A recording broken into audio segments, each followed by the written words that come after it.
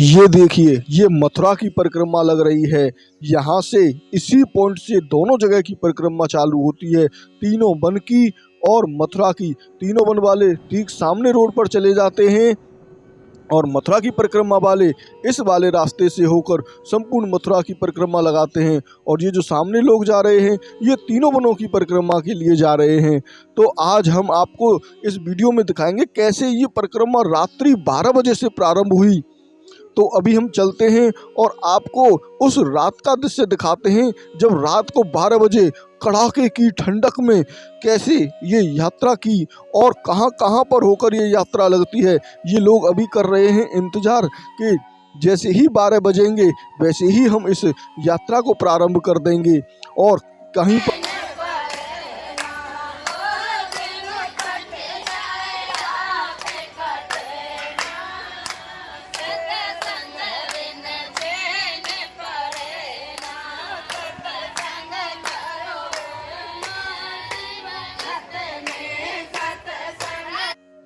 जय जय श्री राधे बांके बिहारी लाल की जय। साथियों में मनोज ब्रजवासी संपूर्ण ब्रज दर्शन चैनल में आपका हार्दिक स्वागत करता हूं। साथियों, आज हम मथुरा की परिक्रमा करेंगे किस तरीके से। जहां पर मथुरा की परिक्रमा चल रही है वहां पर पैर रखने के लिए भी जगह नहीं है, क्योंकि हमने पहले आपको तीनों वन की परिक्रमा करा दी है। और उस तीनों वन की परिक्रमा में मथुरा, गरुड़ गोविंद और वृंदावन की परिक्रमा होती है, लेकिन आज हो रही है केवल मथुरा की परिक्रमा। अब जो मथुरा की परिक्रमा है वो कहाँ कहाँ होकर लगती है, सबसे पहले उसके बारे में हम आपको बताते हैं। लेकिन उससे भी पहले ये परिक्रमा क्यों लगाई जाती है, क्यों इतने लोग यहाँ पर आते हैं और संपूर्ण ब्रजवासी लोग इस परिक्रमा को करते हैं, क्या महत्व है इस अद्भुत परिक्रमा का। जब श्री कृष्ण जी ने कंस को मारा, कंस को मारने के बाद सभी देवतागण इसी मथुरा स्थान पर आए और मथुरा में आके श्री कृष्ण जी को बहुत ज़्यादा अपना प्रसन्नचित्त होकर आशीर्वाद देने लगे कि इतना दुष्ट कंस को उन्होंने मार दिया। जैसे श्री राम जी ने जब रावण को मारा तो सभी देव आए थे और फूलों की वर्षा की थी, इसी तरीके से श्री कृष्ण जी के ऊपर भी फूलों की वर्षाएं की। और लेकिन श्री कृष्ण जी बड़े ही दुख थे, बड़े दुखी थे। आखिर ऐसा क्या कारण था, क्यों श्री कृष्ण जी इतने दुखी थे।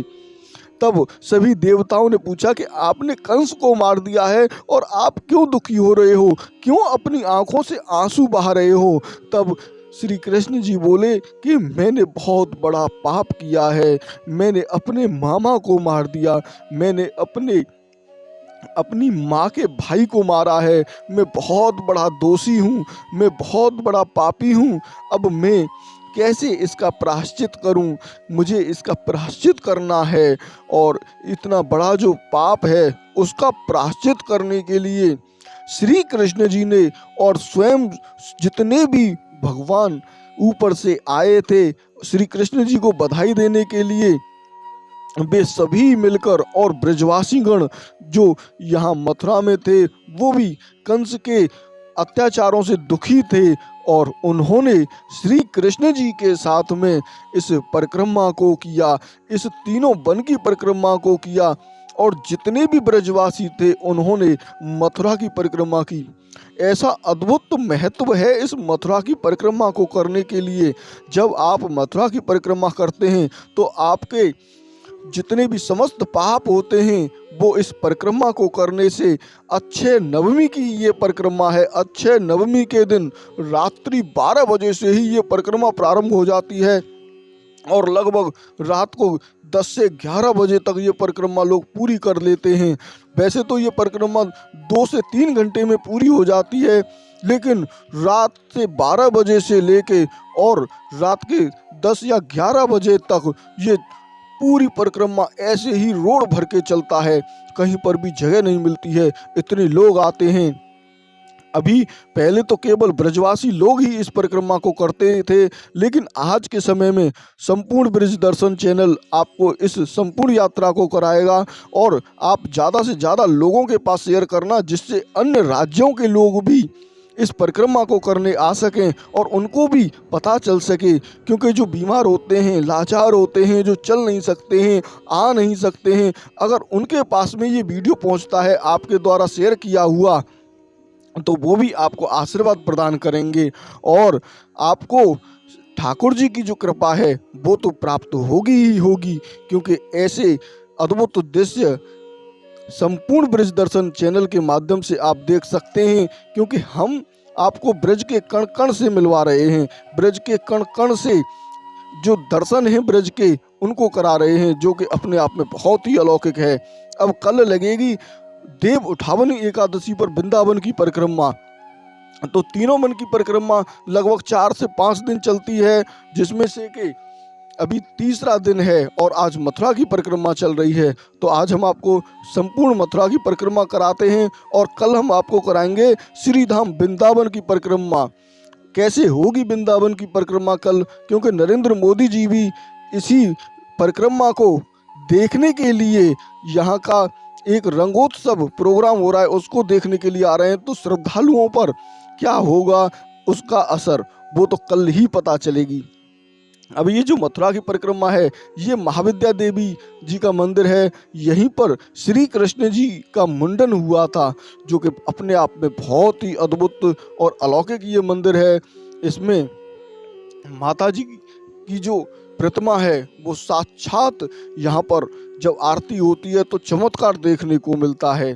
तो ये जो परिक्रमा है ये विश्राम घाट से बहुत लोग प्रारंभ करते हैं। विश्राम घाट के बाद पिपलेश्वर महादेव पड़ते हैं, दाऊजी घाट, बैठक भैरव जी, बंगाली घाट, ध्रुव घाट और रंगेश्वर महादेव, और जो हमारा पुरातत्व संग्रहालय है वहाँ से चलते चलते ये परिक्रमा नए बस स्टैंड पहुँच जाती है और नए बस स्टैंड से ये परिक्रमा धीरे धीरे करके कंकाली टीले पर पहुँच जाती है। वहीं पर कंकाली देवी के दर्शन करते हैं।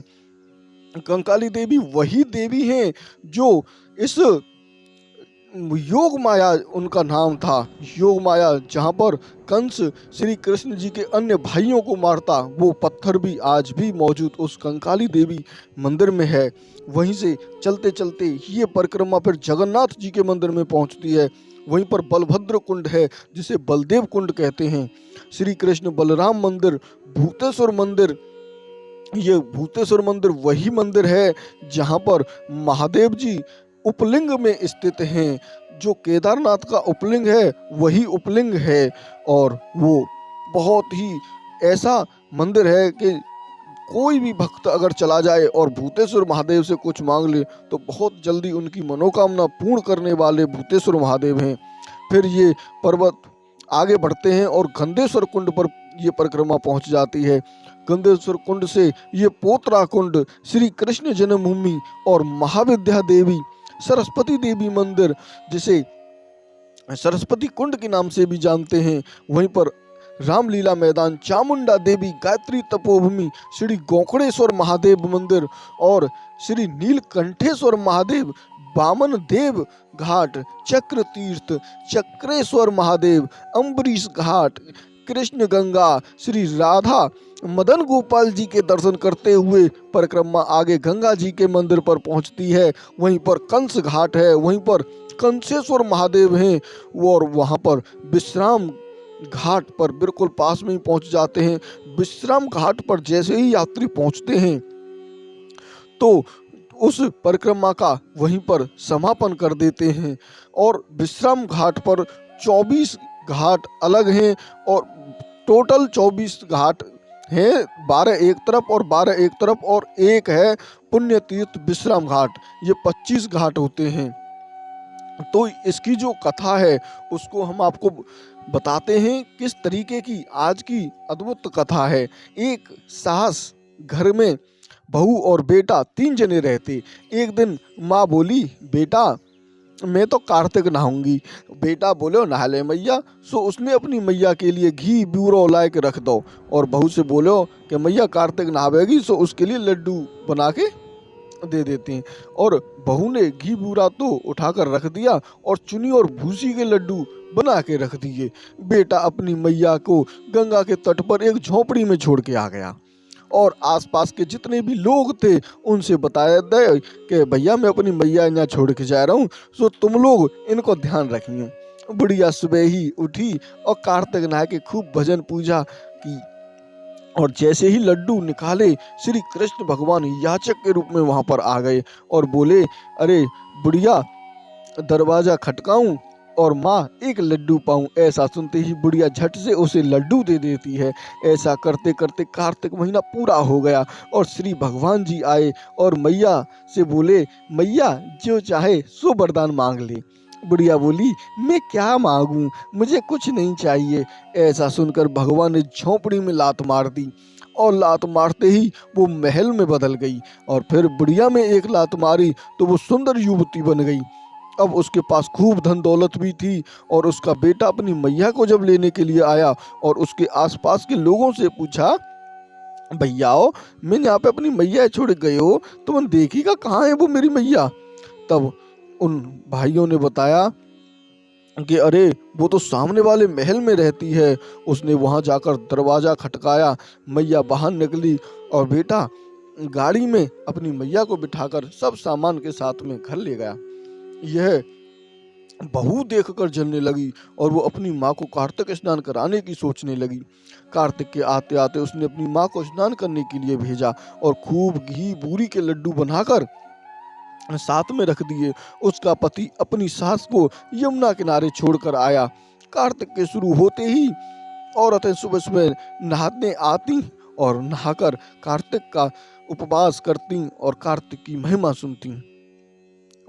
तब कार्तिक के शुरू होते ही सुबह जब औरतें नहा लेती, तुरंत जो औरत उसकी सास थी वो वहां पर नहीं नहाती और वहीं पर झोंपड़ी में पड़ी रहती, और इतनी जल्दी उठकर क्या करना, उनसे बाकी औरतों से बोलती, इतना शोर मचाती हो। जब भगवान श्री कृष्ण आते और कहते, झोली फैलाऊं और मैं एक लड्डू पाऊं, और वो लड्डू न देकर कह देती कि जमाई के घी बूरे के लड्डू मैं तुझे कैसे दे दूं, खुद खाऊं, और खुद खा जाती। कार्तिक का पूरा होते होते भगवान आए और बोले, मांग, तुझे क्या मांगना है। वह बोली, जैसा आपने मेरी समधिन को दिया है वैसा भी मुझे दे दो। भगवान ने यह कहकर तेरी करनी तेरे साथ और उसकी करनी उसके साथ, और झोंपड़ी में लात मारी। झोंपड़ी उड़ गई और बुढ़िया में लात मारी तो वो सुअरिया बन गई और इधर उधर बनकर घूमने लगी। कार्तिक महीना पूरा होते होते बहू बोली कि तुम अपनी मैया को लेने तो तुरंत चले गए, अब मेरी माँ को लेने कब जाओगे। तो वहां जाकर उसने देखा कि ना तो झोंपड़ी है ना बुढ़िया है। बाकी और भैयाओं से उसने पूछा तो पता चला कि बुढ़िया तो सुअरिया बनकर घूम रही है, और वो सुअरिया गले में एक रस्सी बांधकर उसे घर खींच लाया और अपनी बहू से बोला, ये तेरी माँ है। वह बोली, अरे माँ यह कैसे हो गया। पति बोला, तेरी माँ की करनी तेरे साथ और मेरी माँ की करनी मेरे साथ, मेरी मैया के साथ। उसने पंडितों से पूछा तो एक पंडित ने बताया कि जो भी एक कार्तिक तथा 10 बैसाख बिना नमक खाया हो, उसके नहाने पर इस पर पड़ते ही ये ठीक हो जाएगी। यह सुनकर बहू ने विचार किया कि सास ने तो इतनी तरह स्नान किए हैं, अतः वह अपनी सास को खुशामद करके बोली कि सासू जी आज तो मैं तुम्हें खुद अपने हाथों से नहलाऊंगी। सास बोली, तुम नहीं मानती हो तो नहला दो। तब बहू ने एक गड्ढा खोदा और उसमें अपनी माँ को बिठा दिया और उसने ऊपर पट्टा रख दिया और अपनी सास को उस पट्टे पर बिठाकर खूब मल मल कर नहलाया। नहाने के पानी गिरने से बहू की माँ पहले जैसी हो गई। जैसा कार्तिक पहली को आया सो सबको आवे, दूसरी को आया वो काऊ को ना आवे। तो इस तरीके से इसकी जो कथा है वो हमारी कार्तिक मास की संपूर्ण होती है। अब ये जो रात्रि में यात्रा चल रही है इसका क्या महत्व है। तो एक बूढ़ी बुढ़िया थी और वो बुढ़िया हर बार आंवले के दान करके ही कुछ खान और पान लेती। उससे पहले वो न तो कुछ खाती और न कुछ पीती। तो वो जो बुढ़िया थी वो सोने के आंवले का दान करती। सुबह जैसे ही उठती, नहा धोकर तैयार होती और एक आंवला वो किसी को भी दान करके फिर भोजन करती। अब ये देखकर जब उसके बेटे की शादी हुई तो उसकी बहू ने देखा कि अरे ये बुढ़िया तो पागल है, ये बुढ़िया तो हमें बर्बाद कर देगी, पूरे खजाने को ही खत्म कर देगी, कुछ नहीं बचेगा हमारे पास। तब उसने कहा कि माँ जी, आप ये सोने का जो आंवला देती हैं इसे आप चांदी का आंवला कर दीजिए, चांदी के आंवला में दे दीजिए। अब उसने चांदी का आंवला भी दिया। आप देख रहे हैं यहाँ पर कितनी भयंकर रात है और इस रात में भयंकर अंधेरे में भी यात्रीगण परिक्रमा कर रहे हैं, जो कि अपने आप में बहुत ही अद्भुत और अलौकिक है, क्योंकि इतनी भयंकर ठंड आप यहाँ पर देख सकते हैं।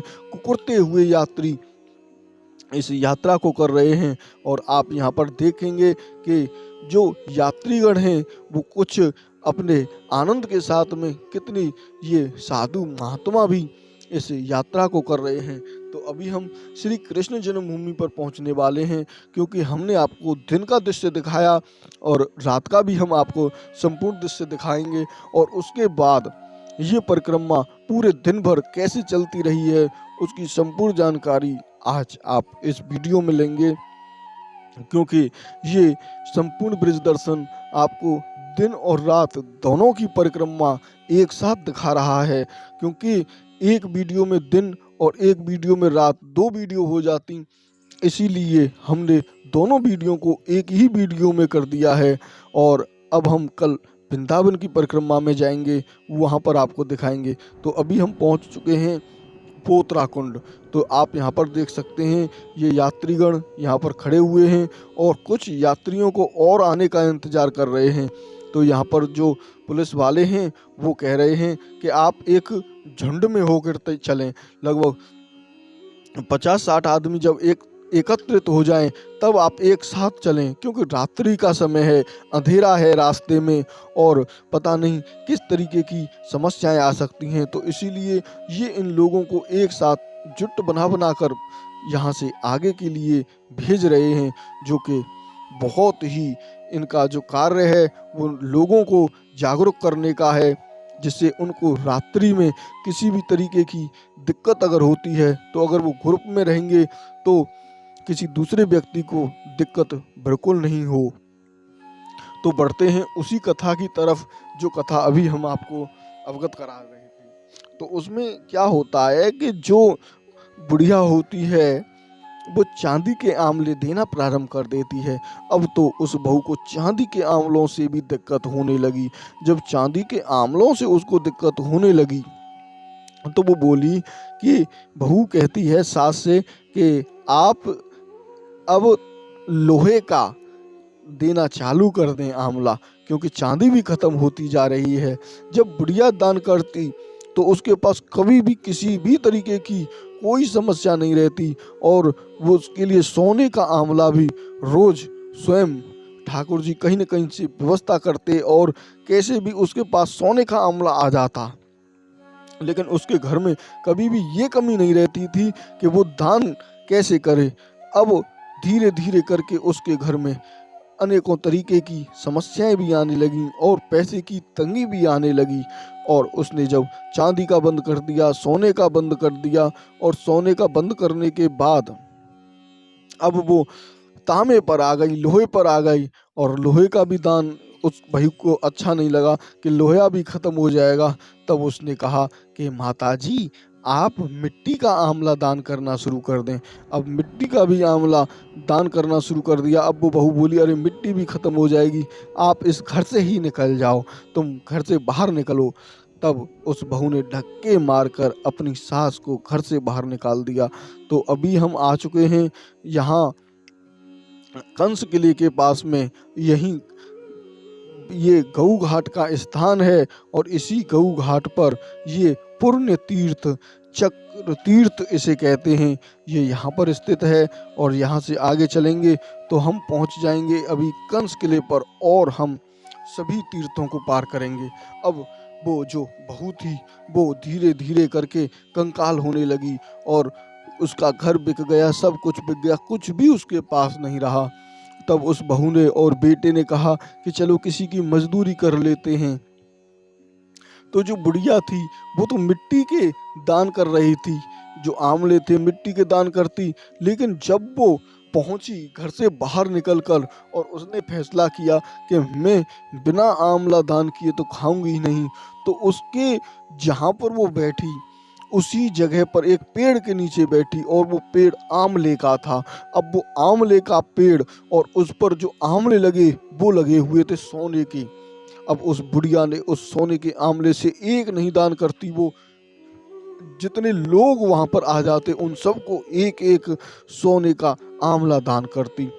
ऐसा करते करते उसके पास अनेकों धन धान्य हो गया, वो बहुत बड़ी पैसे वाली हो गई और उसके पास अनेकों नौकर चाकर काम करने लगे, लेकिन उसने अपना वो नियम नहीं तोड़ा। वो आंवला दान करने का जो नियम था उसका, वो लगातार बरकरार रहा। तो अभी आप ये देख सकते हैं, ये कंस किला है और इस कंस किले से जाती है श्री कृष्ण जन्मभूमि के लिए एक गुप्त सुरंग। उसके दर्शन हमने आपको पहले वीडियो में कराए हैं। तो हम बढ़ते हैं और उन तीर्थों के दर्शन करते हुए विश्राम घाट होते हुए आगे की तरफ पहुंचते हैं और बंगाली घाट पर हम इस सभी तीर्थों को करते हुए आगे बढ़ जाएंगे। तो अब होता क्या है कि वो जो बहू और बेटा था उसी के घर में आ जाते हैं और उसी के घर में आके नौकरी करने लगते हैं। और वो नौकरी भी कैसे करते हैं कि जो सास थी एक दिन बोली कि अरे तू जा कामे कर, अरे तू बा कामे कर। और जो बहू थी वो बोलने लगी कि सासू माँ तो नहीं बोला, उसने बोला माँ जी। और वो उनकी पीठ की के बोलने लगी कि मैं आपकी पीठ को घिस घिस के नहला दूं आपको। अब वो बोली बुढ़िया कि अरे तू इतना कह रही है तो नहला दे। उनकी जो शक्ल थी वो ऐसी हो गई थी कि वो पहचान में नहीं आ रही थी। जो बहू और बेटे थे वो उस बुढ़िया की पहचान में भी नहीं आए और बुढ़िया जो बहुत ज़्यादा पैसे वाली हो गई, उसके पास धन धान्य की कोई कमी नहीं रही, तो उसका भी चेहरा बदल गया। भगवान की ऐसी कृपा हुई कि उसका जो रंग रूप था वो भी बदल गया। अब जब वो बहू उस सास को नहलाने लगी तो उसकी पीठ पर एक मस्सा था और वो मलते मलते नहला रही है और रोते रोते उसके आंसू टपक रहे हैं। तब उसने सास ने कहा कि अरे बहू ये गरम गरम पानी कहाँ से आ रहा है। तब उसे पता चला कि ये रो रही है और आंसू उसके ऊपर गिर रहे हैं। तब उसने संपूर्ण कथा अपनी बताई कि माँ जी ऐसे ऐसे था, हमने अपनी सास को घर से धक्के मार मार के निकाल दिया और अब वो पता नहीं कहाँ पर हैं, कैसी हालत में हैं। तब उसने सुना तो बोली कि मैं ही तेरी सास हूँ। और फिर सभी लोग वहीं पर उसी स्थान पर सब मिल के रहने लगे। उस बहू को अपनी गलती का पश्चाताप हो गया कि मैंने कितनी बड़ी गलती की है, इतनी बड़ी गलती मुझे नहीं करनी चाहिए। अब हम आपको इन सभी तीर्थों के नाम बता रहे हैं जिन तीर्थों पर अभी हम चल रहे हैं। यहीं पर हम राजधीराज, कितने अद्भुत यहाँ के दर्शन हैं जो अपने आप में द्वारकाधीश जी के बहुत ही अद्भुत हैं।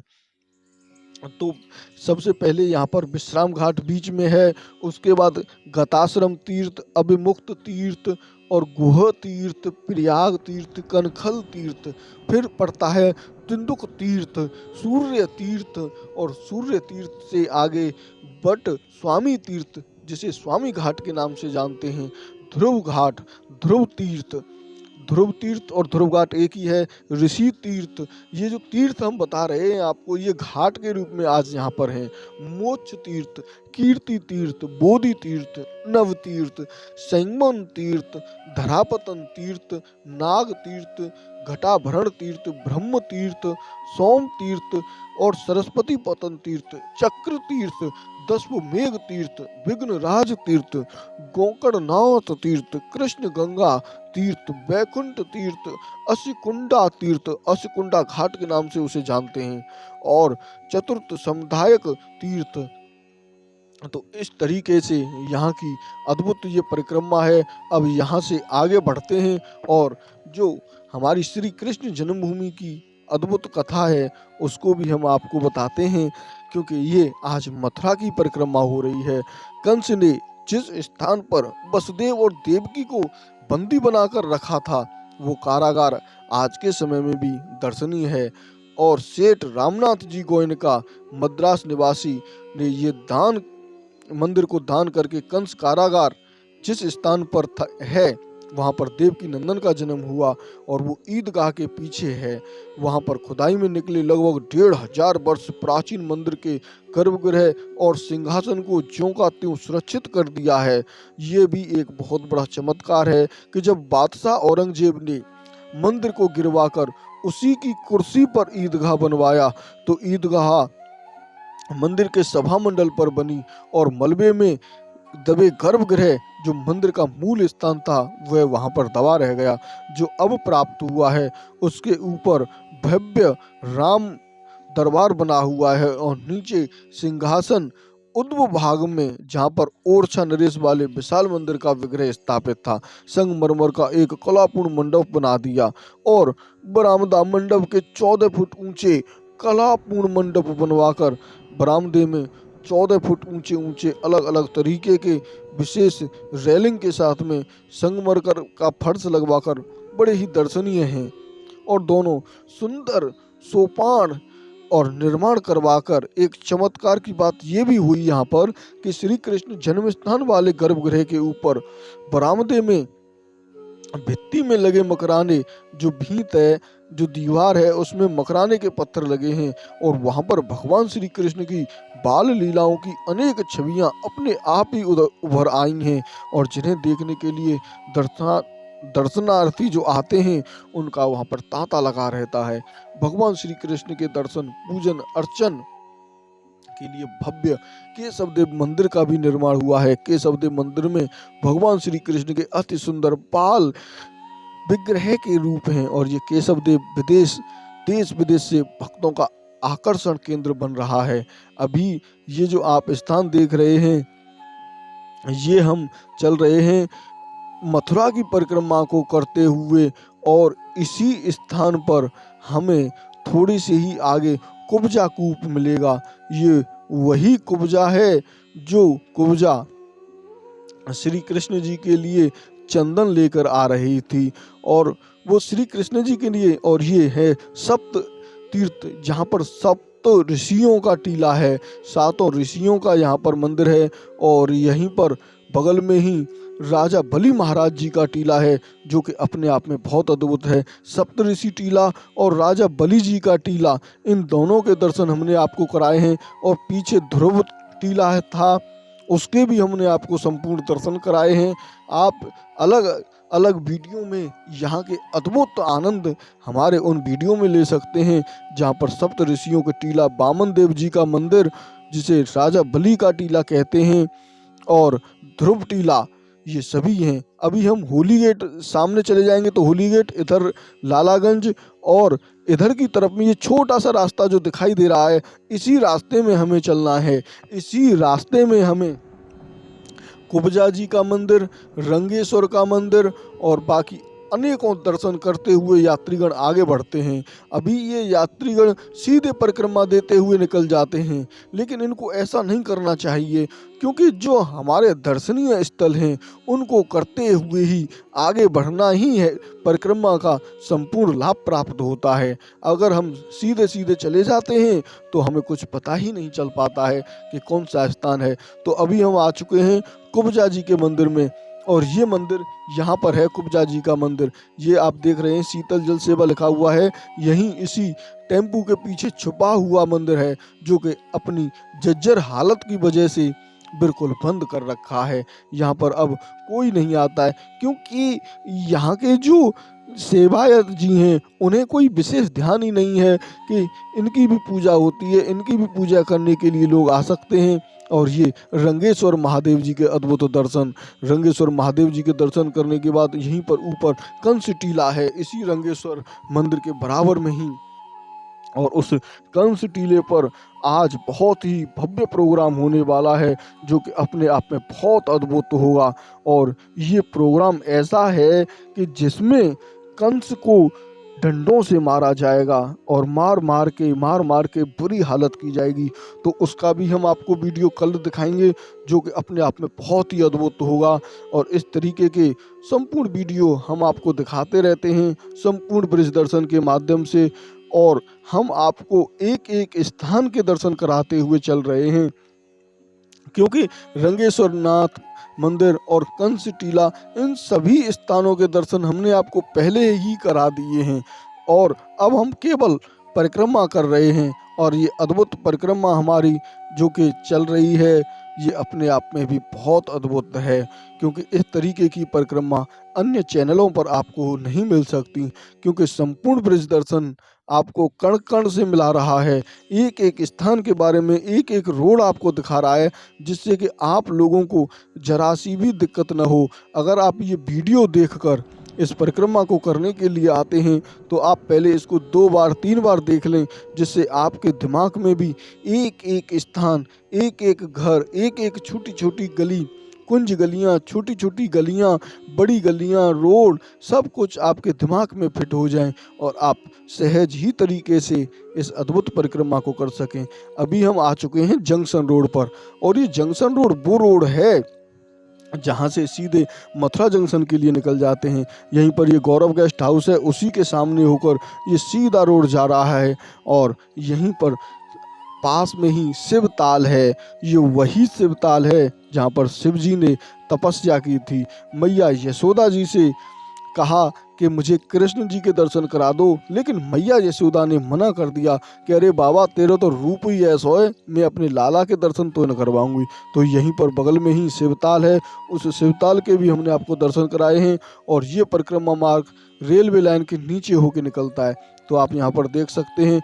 यहीं से अभी हम चलते हैं और इस पुल के नीचे होके निकलते हैं और आपको अभी हम पहुंचाते हैं नए बस स्टैंड होकर कंकाली टीला। अभी हम पहुंचने वाले हैं कंकाली टीला, और कंकाली टीले से ये यात्रा पहुंचेगी भूतेश्वर मंदिर, और भूतेश्वर मंदिर पर श्री कृष्ण जन्मभूमि पर ये यात्रा हमारी समापन हो जाएगी, क्योंकि हमने इस यात्रा को श्री कृष्ण जन्मभूमि से दिन में और रात में दोनों परिक्रमाएं आपको कराई हैं, दोनों का दृश्य आपको दिखाया है, जो कि अपने आप में बहुत ही अद्भुत था। तो अभी हम आ चुके हैं नए बस स्टैंड, पीछे की तरफ नया बस स्टैंड है और ये सामने हम चल रहे हैं बीएसए कॉलेज। यहीं पर ये बहुत बड़ा बीएसए कॉलेज है। इसी को थोड़ा सा ही पार करके एक रोड और आता है जो कि बीएसए इंजीनियरिंग कॉलेज के लिए चला जाता है। उससे थोड़ा सा ही आगे चल के ये कंकाली टीला स्थित स्थान है। तो चलते हैं इसी कंकाली टीले पर। ये आप देख सकते हैं परिक्रमा मार्ग लिखा हुआ है और ये कंकाली टीला, और ये काफ़ी बड़ा कुंड है जिसे कंकाली कुंड के नाम से जानते हैं। ये इसी को कंकाली टीला, और यहीं पर कंकाली देवी जी के दर्शन, और ये कंकाली देवी के दर्शन के साथ में ही ये योग माया के दर्शन हैं। ये वही योग माया हैं जो श्री कृष्ण जी के जो भाई खत्म किए थे कंस ने पकड़ पकड़ कर। तो योग माया जब वसुदेव जी गए गोकुल और वहाँ से बदल के ले आए थे, श्री कृष्ण को वहाँ पर छोड़ के आए और वहाँ से योग माया जी को लेके आए। तो जब कंस ने पटक के मारा तो ये योग माया उछल के ऊपर चली गई और आकाशवाणी हुई कि तुझे मारने वाला तो पैदा हो गया। तो अभी हम पहुँच चुके हैं यहाँ पर बहुत ही अद्भुत बलभद्र कुंड, जो कि बलदाऊ जी का कुंड है। ये आप यहाँ पर कर सकते हैं बलभद्र कुंड के दर्शन, और यहीं पर बहुत ही अद्भुत गणेश जी के दर्शन हैं। और ये जो रोड आप देख रहे हैं ये भूतेश्वर रोड है, और ये अटल चौक गोवर्धन चौराहे के लिए जा रहा है इधर से, और यहीं से गोवर्धन के लिए चले जाते हैं और सीधे हम चलते हैं भूतेश्वर वाली गली में, जो कि बहुत ही छोटी छोटी कुंज गलियां हैं।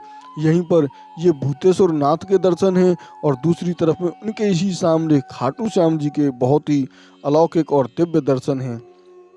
तो अब चलते हैं हम भूतेश्वर नाथ के दर्शन करने के बाद आगे की तरफ बढ़ते हैं और कुंज गलियों में निकल के पुनः अपने उसी स्थान पर आ जाते हैं।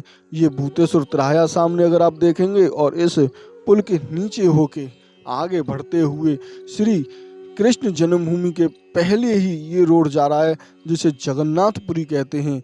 ये जगन्नाथपुरी में होके हम उस श्री कृष्ण जन्मभूमि पौत्र कुंड के पास में पहुंचते हैं और अपनी यात्रा का समापन करते हैं। तो साथियों, आपने ये वीडियो हमारा अंत तक देखा उसके लिए बहुत बहुत धन्यवाद। आपको ये वीडियो कैसा लगा कमेंट बॉक्स में ज़रूर लिखकर हमें बताएं, जिससे हमें भी पता चल सके। और आपने अगर ये वीडियो शेयर नहीं किया है तो शेयर ज़रूर कर दें, जिससे अन्य लोगों को भी लाभ प्राप्त हो सके। तो अभी हम पोतराखुंड और ये श्री कृष्ण जन्मभूमि पर आ चुके हैं। और अगर आप हमारे चैनल पर संपूर्ण ब्रज दर्शन पर पहली बार आए हैं तो चैनल को अभी सब्सक्राइब कर लें, क्योंकि इस तरीके के वीडियो संपूर्ण ब्रज दर्शन के माध्यम से आपको सहज में ही प्राप्त हो रही हैं, जो कि ब्रज के कण कण से आपको मिला रहा है। बहुत ही अद्भुत। तो अब मैं लेता हूं आपसे आगे के वीडियो के लिए अनुमति, और आपको आगे के वीडियो संपूर्ण रूप से दिखाएंगे हम। इसी तरीके के वीडियो आप देखते ही रहते हैं। राधे।